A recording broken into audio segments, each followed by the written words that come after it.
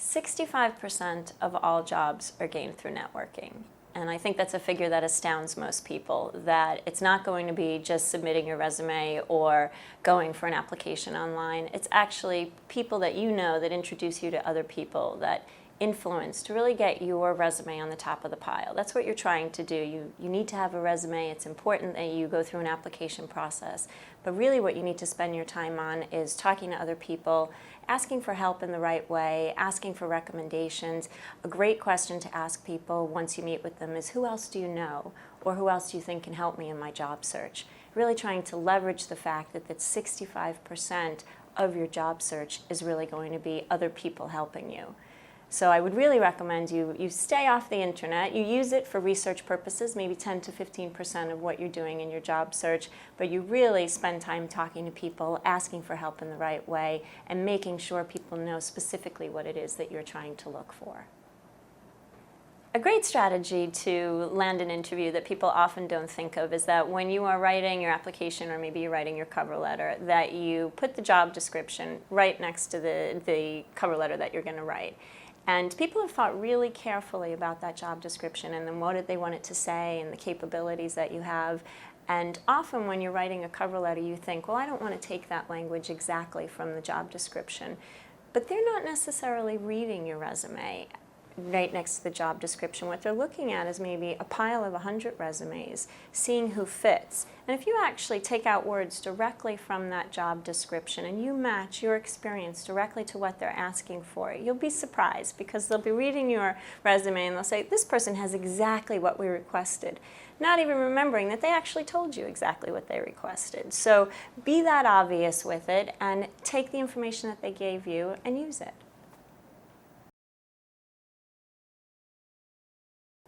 Be brief, be honest, be concise about it. It's just one piece of a long history that you have. So you want to handle that with a maturity and a flexibility that shows that life happens. You are flexible enough to deal with that. You're proud of your experiences. You list it and you move on.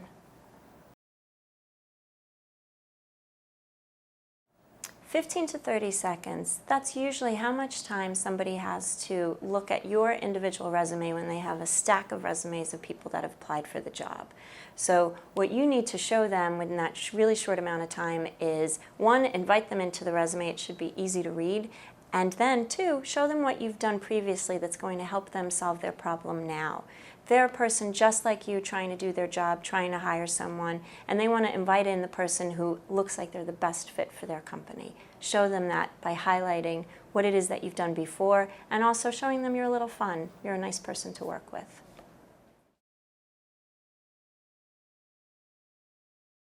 I think the biggest myth is that if you get along with somebody during the interview, you've really nailed the interview, because you can have a fantastic conversation, you can really get along with someone, you can end up talking about their family or your recent trip. That's a really important part of an interview because you want to make sure that you have a fit for the company and they want to make sure you're a fit as well. But you really need to make sure you get your messages out. So before you go in an interview, you should have 2 to 3 key messages that you want that person to know about you. And sometimes when you just have a great conversation or a great rapport, you forget to send those messages out. So you walk out of the room thinking, I've really aced that, and the interviewer's thinking, really nice person, but I don't know if they can do the job.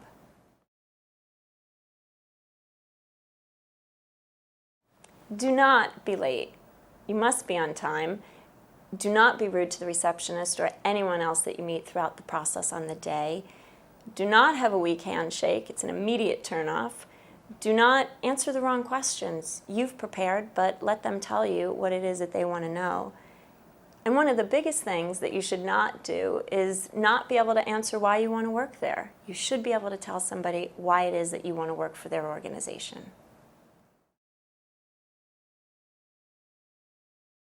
Here at London Business School, we were interviewing for a communications manager, and when I look back at my own experience, I think this was the best interview that I've ever conducted. And it was a pivotal role, so we had the applicants participate in an interview and then also present to a panel what they would do in their first 60 days at the job, and then also sit down and write a letter to Sir Richard Branson trying to convince him to hire London Business School students. And the woman who eventually took the job wrote a fantastic letter telling Richard Branson not to be a London Business School virgin and to hire London Business School students. And I thought that was the best way to actually see a little bit of her personality, because it was the perfect way to speak to the client, but also the professionalism that represented the role that we needed.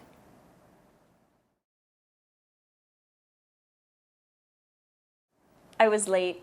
I did everything we tell people they shouldn't do. I was late, I hadn't read the resume, and I was completely unprepared. And I was still at home about 15 minutes before I should have been in the office for this interview.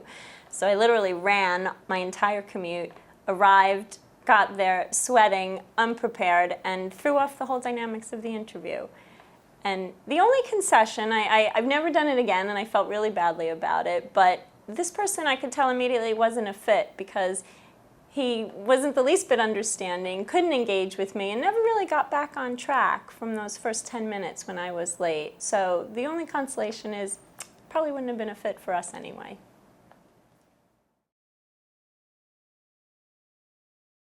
In the US, it's straight to business. It's about the job, can you do the job, and should we hire you?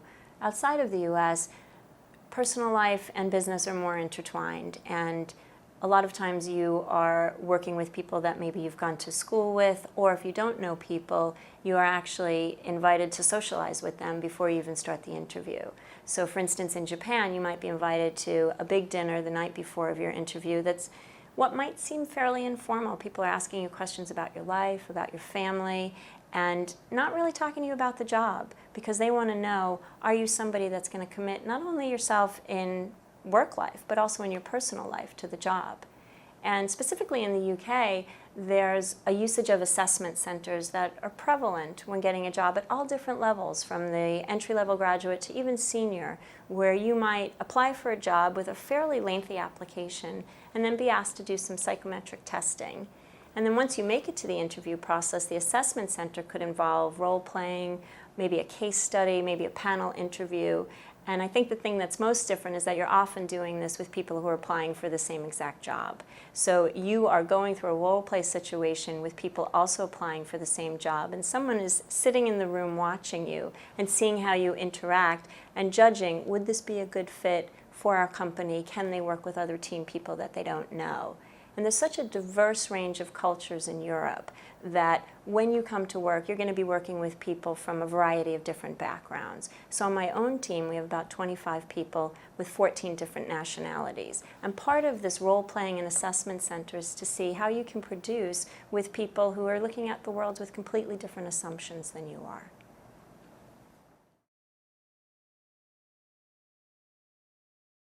I hired a fantastic person from LinkedIn. It's someone that never would have found that there was a job at London Business School. I never would have known that she was looking. And through a mutual friend, he forwarded the job description to her, and it was a match made in heaven. And I think this is the real difference when you're looking at social networking, of how your reach has expanded so far beyond what you would be able to do, let's say, from a general job posting. And also people willing to recommend other people, and the ease that it is to just introduce somebody and say, you know what, I saw this, I thought of you, you might be interested. And this whole feeling of 6 degrees of separation and everybody being connected to everyone else somehow has completely changed the landscape when you're interviewing. And it's also changed it in ways that you need to be careful about too, because there's a lot of information that you can find out about somebody, either a candidate or the interviewer. You can download their podcasts, you can look where their name comes up in a search, and you can find out before you even walk into the room for an interview, is this someone that I think I'm going to be interested in? And TMP International just did a study for graduate students and found that students spend up to 2 hours a day on social networking sites. So if you're trying to recruit some really good people who are at the beginning of their career, chances are you need to have some kind of presence on a social networking site. That's completely changed what it would have been like to hire somebody 5 years ago.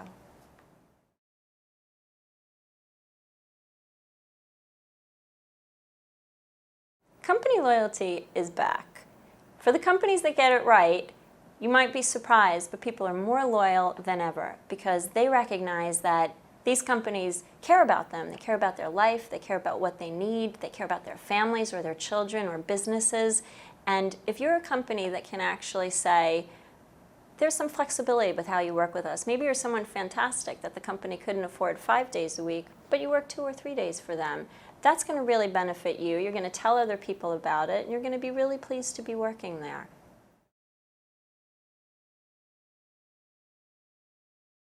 A few London Business School students recently climbed Mount Everest, and they did it because it was there. They did it to climb Mount Everest, but it has had huge impact on their career. Just raising money for the trip, the people that they met, the stamina and commitment that it displayed to actually do this has impacted them in a way that no other job would have done. And I think that's what builds careers, and that's what builds lifetime experiences, and how you take advantage of those opportunities and those risks. And you don't have to climb Mount Everest. You can take a cooking class or try to learn another language, but something that puts you in place with people that you otherwise never would be in that situation, and the energy that you get from them and that they see in you. You're somebody that takes a risk, and that helps build your career. Not just a job, but a lifetime of experiences for the 30, 40, 50 years that you're going to be working.